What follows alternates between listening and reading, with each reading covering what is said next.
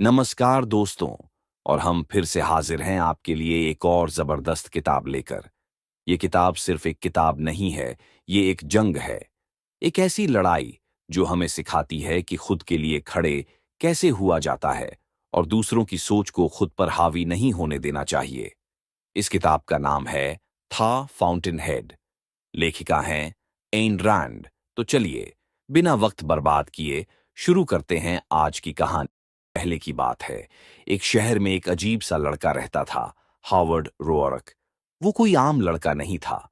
उसके बाल उलझे हुए थे, कपड़े सादे और बोलचाल कम, लेकिन उसकी आंखों में एक आग थी, कुछ अपना बनाने की, कुछ अलग करने की। वो एक आर्किटेक्ट था, इमारतें बनाता था, लेकिन उसकी बनाई इमारतें वैसी नहीं थीं जैसी लोग चाहते थे। ना झूमर, ना पुरानी नक्काशी, ना दिखावे वाली दीवारें। उसकी इमारतें सीधी सच्ची और मजबूत होती थीं। लोग कहते, ये क्या बेवकूफी है, और वो हंसकर कहता, मैं किसी और के लिए नहीं, अपने लिए बनाता हूं। लोग क्या सोचते हैं? शहर में एक दूसरा आर्किटेक्ट भी था, पीटर कीटिंग। बहुत चालाक, बहुत मीठा बोलने वाला और बहुत पॉपुलर।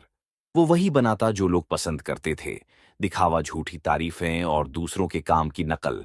जब पीटर और हावर्ड एक साथ पढ़ते थे तो पीटर हमेशा नंबर 1 आता था, लेकिन हावर्ड के काम में कुछ ऐसा था जो कोई समझ नहीं पाता था। सिस्टम से लड़ाई।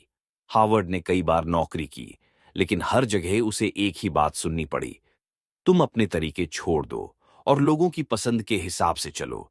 लेकिन रोअरक कभी नहीं झुका। उसने कहा, अगर मैं अपनी आत्मा बेच दूं तो क्या बचेगा?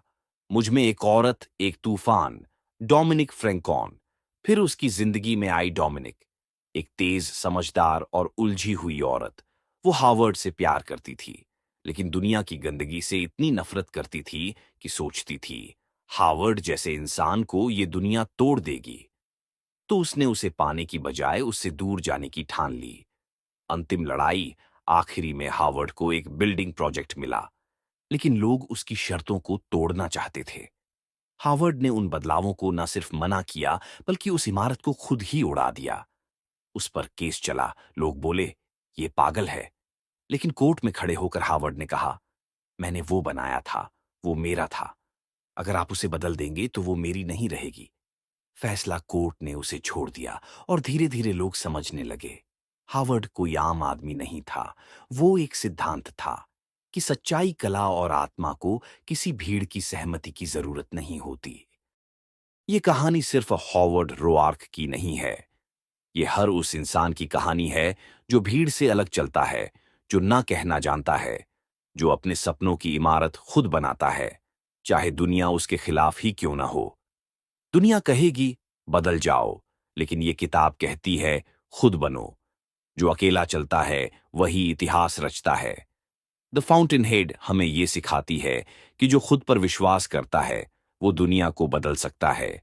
और याद रखो, अगर तुम्हारी सोच सबसे अलग है तो शायद तुम ही वो हो जो सबसे ज्यादा जरूरी है। अपने उसूलों पर अडिग रहो, दूसरों की उम्मीदों में मत जियो, खुद के लिए जियो।